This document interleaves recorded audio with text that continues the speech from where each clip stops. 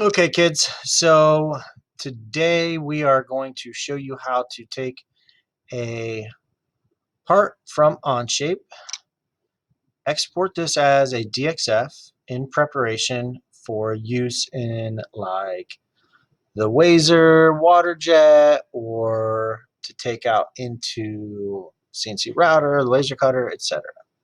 So what we're going to work on is just a simple 2D profile like this, okay?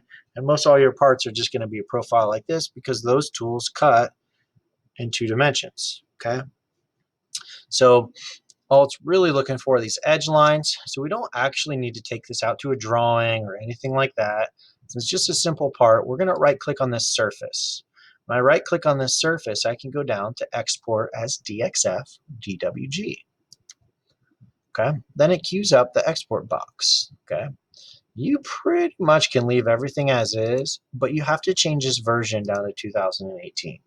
Now, I haven't tried every other one of them. It defaults to 14. 14 does not work very well. Okay, it crushes up the polylines a little and shrinks it down into millimeters.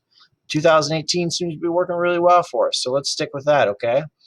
I'm going to just download this. If you're on your Chromebook and you've attached your Google Drive and integrated that into Onshape, well, then you can store that file in a drive, and you can have a whole drive folder called Wazer parts, okay, or Wazer G code. I have a YouTube video on my channel of how to set that up. I'm going to download this. I'm going to call it something that makes sense. I'll call this box wrench MK, okay, and I'm going to hit export, okay, and save that bad boy. Now I will make another video showing you how to then bring that DXF into WAM and prepare to cut.